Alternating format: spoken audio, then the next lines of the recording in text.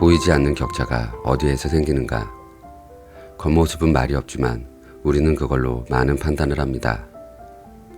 우리는 외모로부터 자유롭지 않습니다. 생긴 대로 판단되고 생긴 대로 기억됩니다. 왜 그런 일이 일어나는지 구조를 이해하고 그 격차를 줄이기 위해 방향을 찾아야 합니다. 오늘 소개해드리는 책 하비투스, 도리스 메르트지움, 다선초당 출판입니다. 하비투스는 라틴어 하비투스에서 온 말로 태도, 외형, 몸에 밴 습관 전체를 뜻합니다. 말보다 먼저 당신을 설명하는 것, 바로 당신의 몸입니다. 그 몸에 새겨진 삶의 방식, 하비투스, 들어가 보겠습니다.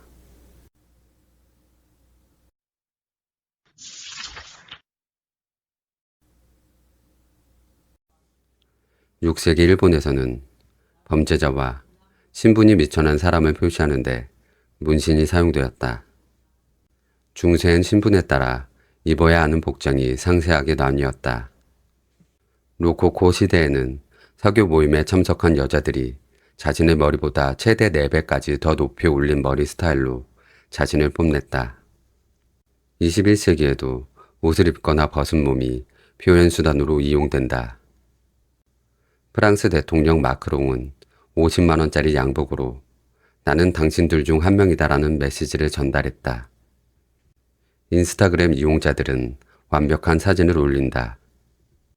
멋진 몸, 완벽한 포즈, 매력적인 스타일링, 정교한 보정, 복장과 외모는 모든 시대와 사회에서 다양한 신호를 보냈다. 바로 지금 우리가 사는 시대에 또 하나의 신호가 그 위에 얹힌다. 우리는 몸을 단지 껍데기로 취급하지 않는다. 오늘날 우리가 꾸미고 연출하는 이유는 우리 안에 들어있는 것을 세상에 알리기 위해서다. 그래서인지 지금은 빛남이 새로운 매력이다. 빛나는 머리와 피부, 건강한 손톱, 단련된 몸은 건강한 생활의 기쁨, 최고의 에너지 같은 내적 가치를 대표한다. 날씬하지만 마르진 않았다. 몸을 단련하지만 광적이지 않다. 건강하게 살지만 강박적이지 않다. 자기 관리에 신경 쓰지만 그것 때문에 거울 앞에서 많은 시간을 보내진 않는다. 이제는 좋은 외모가 아침에 일어나 하루를 시작하는 것처럼 당연해 보인다. 물론 현실은 다르다.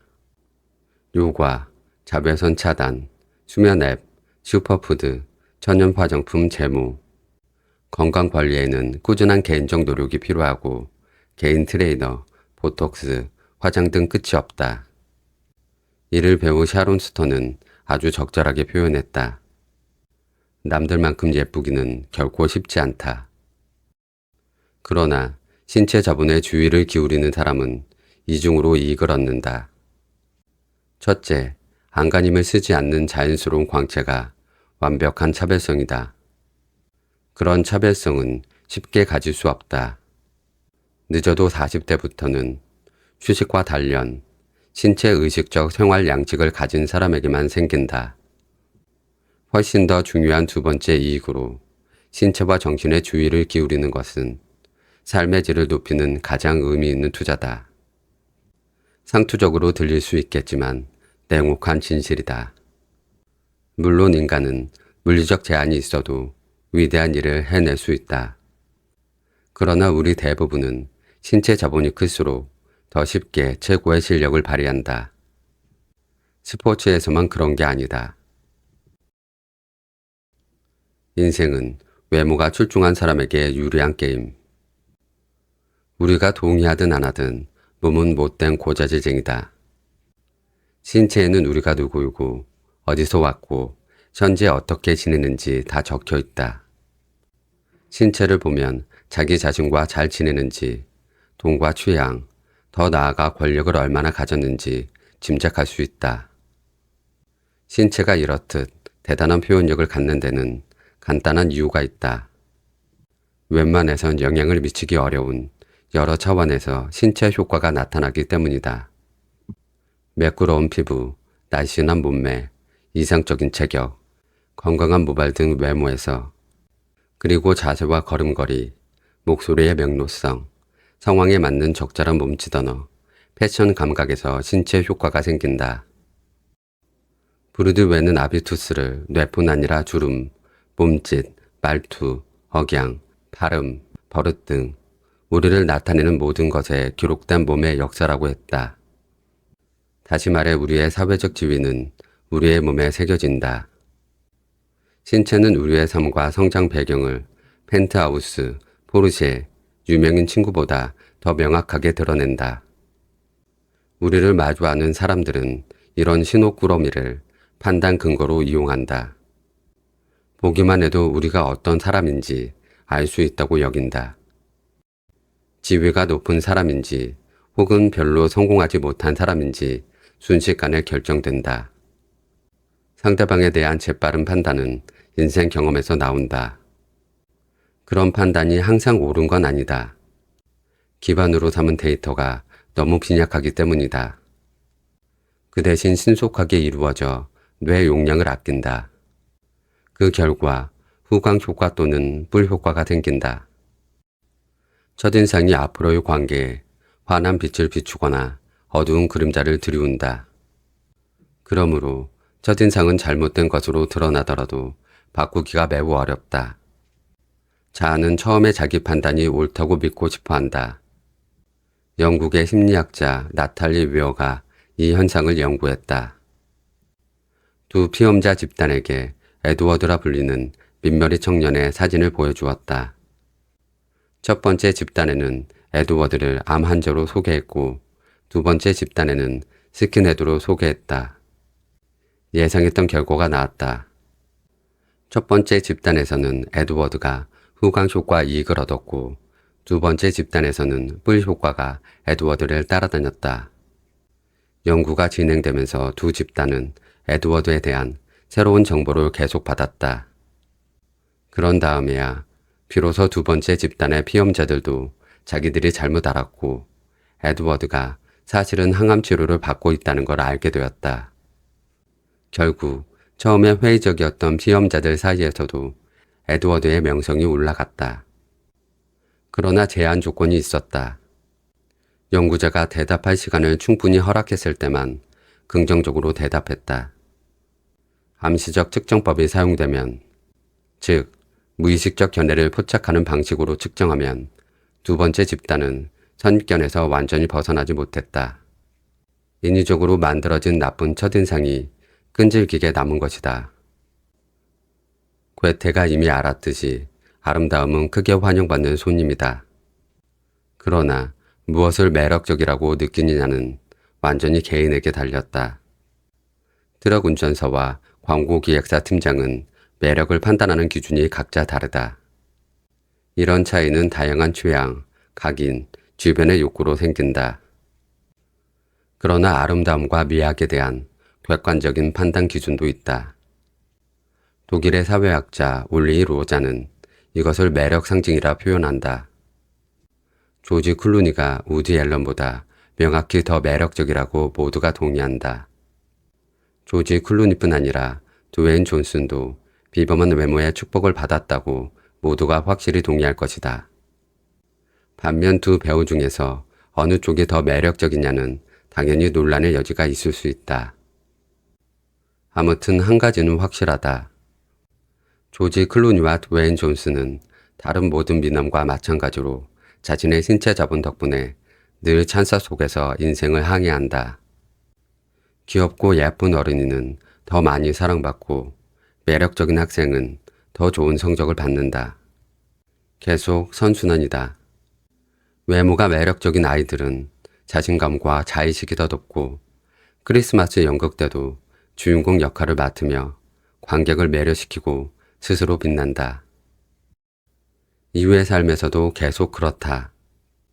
외모가 출중한 사람은 더 쉽게 살고 배우자를 선택하고 사람들을 자기 편으로 만들고 바라는 직장에 더 빨리 취직하며 같은 실력을 갖춘 평범한 외모의 동료들보다 최대 5%까지 더 많이 번다.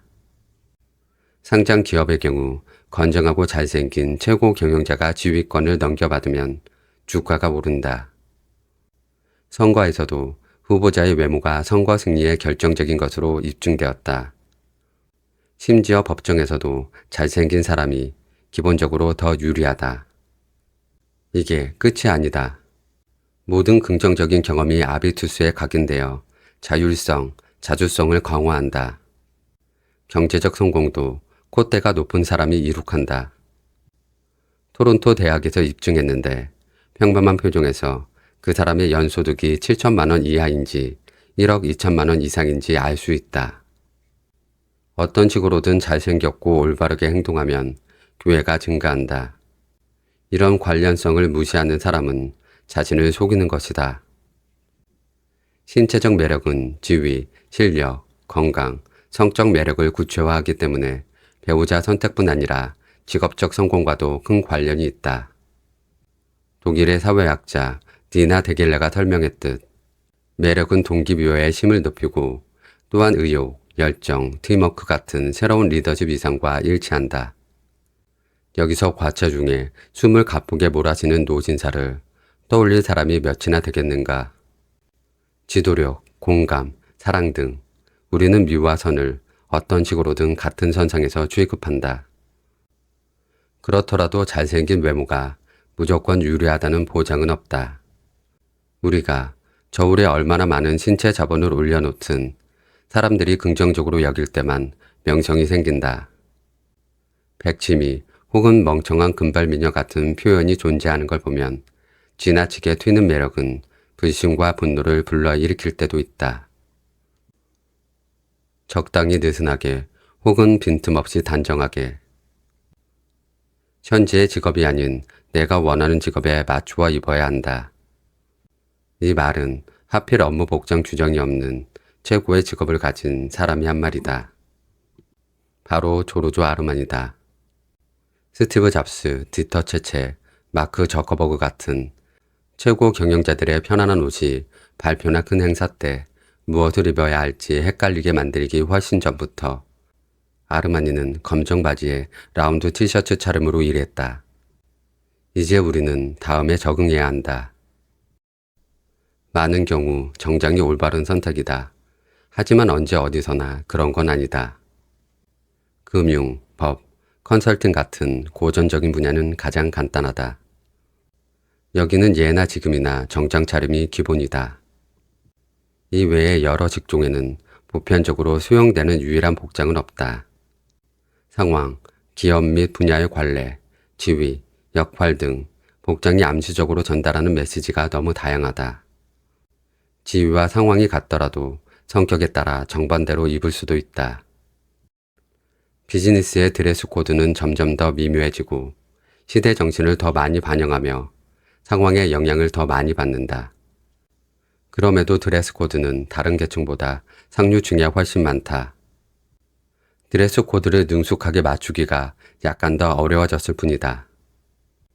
한창 뜨고 있는 젊은 기업을 권위 있게 대표하려면 중간 관리자에서 최정상 리그로 도약했음을 시각적으로 강조하려면 바이에른 미넨 축구클럽의 VIP 라운지에 초대되었을 때 과연 무엇을 입어야 할까?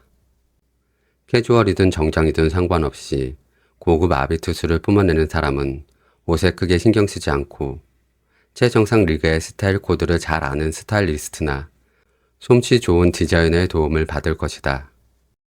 자기에게 맞는 스타일을 찾은 사람은 여유롭게 다른 일에 열중할 수 있다. 조르조 아르마니를 포함해 버락 오바마, 엠마니엘 마크롱처럼 최정상 리그의 옷은 고품질이 필수이지만 최신 유행이나 다양성은 필요하지 않기 때문이다. 개성. 복장에서도 개성이 드러난다. 상류층 스타일이 따로 있는 건 아니다. 한 달에 얼마를 옷에 지출할 수 있느냐와 상관없이 그 사람이 어떤 것을 좋아하는지 복장에서 드러난다. 옷은 체형, 나이, 업무와 어울려야 한다. 이때 기본적인 목표는 언제나 같다. 복장은 역량과 개별성을 강조하고 소속을 드러내며 그러면서도 개인적으로 마음에 들어야 한다. 지위가 높은 사람의 복장은 매우 다양하게 해석된다. 소속. 교육 수준이 높을수록 여러 집단에 소속된다. 학부모 회의에서 국제회의까지, 전통적인 신년 행사에서 고객 만찬까지, 자선 콘서트에서 요양원 방문까지 아주 많다. 다양한 현장에 그냥 참석한 것은 소속을 의미하지 않는다. 직장에서 곧장 학부모 회의에 갔던 적이 있는 사람이라면 이 말이 무슨 뜻인지 알 것이다. 교실에서 정장은 가장 잘 차려입은 옷일 테지만 그럼에도 튀어 보이거나 어색하게 느껴진다. 겉모습의 역할에 적합해야 인정받는다. 대표성. 최고의 직책의 가장 중요한 과제는 기업과 기관을 내외적으로 대표하는 일이다. 그렇다고 대표로서 눈에 띄게 유행을 따르거나 사치할 자격이 있다는 뜻은 아니다. 성공 및 계급 신호는 예를 들어 어깨선과 정확히 맞는 재봉선, 최고급 원단, 적절히 빛나는 커프스 단추, 수제 구두 등이 있다. 요란스럽지 않게, 그러니까 마치 운전기사가 딸린 고급 승용차나 1등석을 이용하는 사람처럼 보이는 게 이상적이다. 대화 상대는 고상한 외형에서 지위를 알아보고 거기에 맞추어 태도를 취한다. 비범함. 얼마 전까지만 해도 최정상 리그에 속하는 사람은 양복과 넥타이 차림으로 출근했고 지위가 높을수록 원단은 고급스러워지고 색상은 짙어졌다. 그러나 이제 드레스 코드가 변하고 있다. 날씨와 함께 넥타이도 느슨해졌고 결국 많은 일상에서 완전히 사라지는 추세다. 보수적인 분야에서도 과학기술 분야의 편안한 복장을 멋지다고 받아들이면서 이런 편안함이 트렌드가 되고 있다. 이른바 붉은 운동화 효과 혹은 패러독스 효과 때문이다. 편안하게 입은 최고 경영자와 교수들이 오히려 실력 있고 성공적인 사람으로 인식된다. 미국 경제학자 아나트 카이나는 편안한 복장은 복장 규정에 신경 쓰지 않을 만큼 자율적인 사람이라는 신호를 보낸다 라고 설명한다. 그러나 붉은 운동화 효과는 지위가 비교적 높은 사람에게만 적용된다. 그래야만 규칙을 알면서도 의도적으로 그것을 어긴다고 믿기 때문이다. 자신감. 옷은 보는 사람에게만 효과를 내는 게 아니다. 입은 사람에게도 영향을 미친다. 회의나 강연 때 옷을 제대로 갖춰 입으면 든든하게 무장한 기분이 든다. 슈퍼맨이 세계를 구하러 갈 때 일상복을 벗어던지고 파란 옷에 빨간 망토를 들여놓은 것과 같다. 그러니까 우리는 고가의 옷으로 자기 자신에게 가장 좋은 일을 한다. 고전적인 비즈니스 복장이 요구되지 않으면 대안은 고급스러운 캐주얼이다. 스티브 잡스가 전설적인 100% 캐시미어 목폴라로 자신을 드러내고 조르주 아르마니는 싸구려 티셔츠를 입지 않는다. 원대한 계획이 있는 사람은 캐주얼을 입더라도 고급 원단, 차분한 색상, 완벽한 만듦새에 주의한다. 몸에 꽉 끼지도 않고 너무 느슨하지도 않다. 과시와 주의 상징은 필요 없다. 신체 자본을 넉넉히 가진 사람에게는 자연스럽게 돈과 성공이 느껴진다. 늘 갈망했던 곳에 도착하면 신체에서 안정감이 발산된다. 심지어 셔츠에 반바지 차림으로 돌아다녀도 성공 아비투스는 드러난다. 성공이 커질수록 행동이 자연스러워지고 더 편안해지며 사회적 상승을 위해 애쓰는 사람들의 특징인 신체적 어색함이 줄어든다. 몸매, 피부, 걸음걸이, 미소, 몸짓 언어와 시선에 미묘한 차이가 생긴다. 아무에게도 자신을 입증하지 않아도 되기 때문이다. 노력, 과시, 지위 상징이 필요 없어진 곳에 성공이 있다. 당연히 아름다움과 고귀함은 성공과 함께 사라지지 않는다. 그 반대다. 취향과 돈이 있는데 포르쉐 파나멜라 혹은 네타포르테의 즐거움을 버리고 싶은 사람이 어디 있겠는가. 그러나 엘리트에게는 사치품을 사는 것보다 자신의 주위를 적절하게 체화하는 것이 더 중요하다. 개인 트레이너의 안내를 받으며 몸과 정신에 주의를 기울인다. 독일 막스 그룬디의 병원 설문에 따르면 중산층에서도 약 5분의 1이 전문가의 안내를 받아 운동과 섭식을 최적화하고 3분의 1이 건강 앱을 사용한다. 암묵적인 성공 코드는 냉혹하다는 의식 때문에 신체에 돈을 쓴다. 직업적, 사회적으로 존재감을 드러내면 키가 큰 것이 이상적이고 단련된 몸에 날씬한 편이 좋다. 물론 예외도 있지만 보편적인 사실이다. 다른 모든 자본 유형과 마찬가지로 신체 자본 역시 계층마다 불균형하게 배분되어 있다. 신체 자본의 차이가 일찍 드러난다. 어떤 체형으로 살아갈지, 어떤 기운을 몸에서 발산할지, 어떤 태도로 몸을 대할지가 유년기에 정해진다. 10세 이전에는 계급 조건 때문에 건강에 안 좋은 영향을 더 많이 받는다. 그 영향이 어른이 되었을 때 다시 나타난다.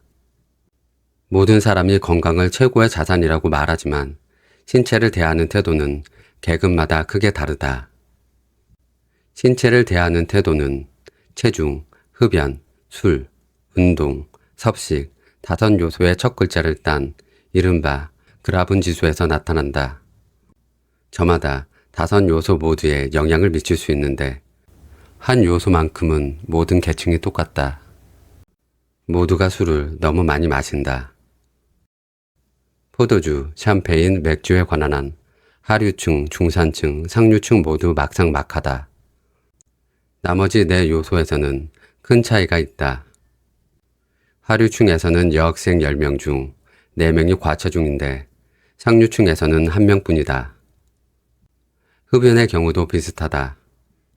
하류층은 3분의 1, 중산층은 4분의 1, 상류층은 5분의 1이 담배를 피운다. 섭식도 마찬가지다. 상류층에서는 유기농, 구석기 다이어트, 글루텐 프리, 채식주의 등 올바른 섭식이 지배적이다. 비싼 고급 요리가 아니라 클린이팅과 슈퍼푸드가 부를 상징한다. 운동 역시 사회적 지위와 연결된다. 상류층일수록 운동을 더 많이 하는 경향이 있다. 부유한 사람은 그냥 오래 사는 게 아니라 자신이 원하는 신체 조건을 유지하며 오래 산다. 좋은 옷과 세심한 자기관리를 통해 자연스럽고 활기찬 아우라가 생긴다. 이런 아우라는 좋은 유전자가 아니라 균형 잡히고 우수한 생활습관과 훨씬 더 관련이 많다. 상류층은 사생활과 직장생활의 목표를 달성하기 위해 신체 자본을 단련한다. 건강한 생활습관은 완전히 내면화되어 의식적으로 신경 쓸 필요조차 없다. 옛날과 달리 스트레스는 자제력 부족으로 통하고 휴식과 회복이 새로운 지위 상징이 되었다. 반면 하류층은 건강과 관련하여 자신의 생리학적 조건을 과대평가하는 경향이 있다. 계층별로 신체와 정신을 대하는 기본 태도가 아주 다르다. 상류층은 각자가 자신의 건강을 관리해야 한다고 여기고 하류층은 건강을 선천적이라고 생각한다. 비특권층 사람들의 추측과 달리 잘생긴 외모와 실력은 극히 일부분만 유전자와 관련이 있다.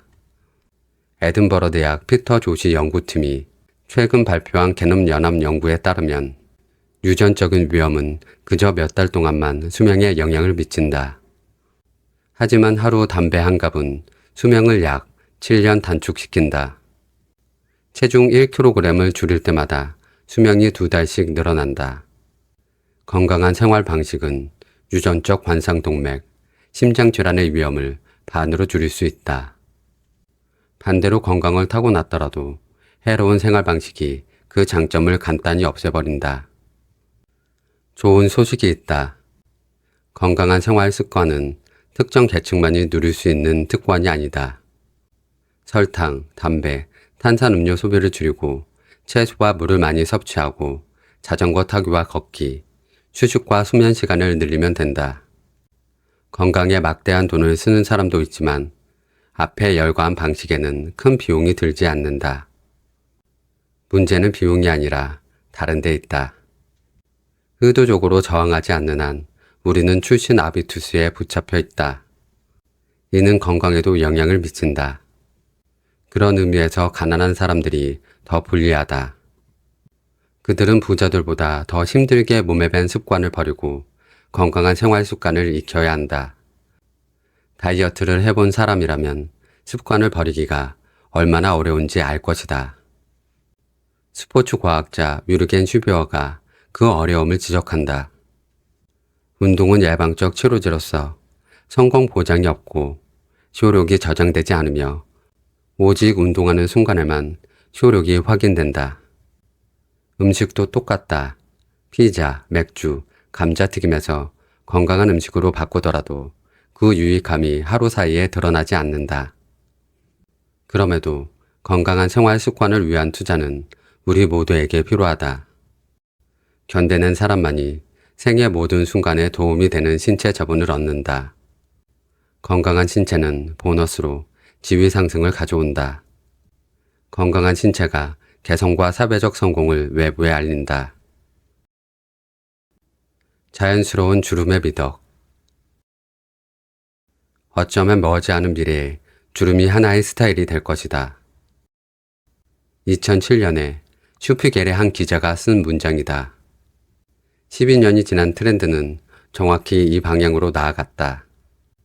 아름다움의 나이 제한이 무너졌거나 적어도 더 높아졌고 더 인위적으로 꾸미고 젊어 보이려 애쓰지 않아도 된다.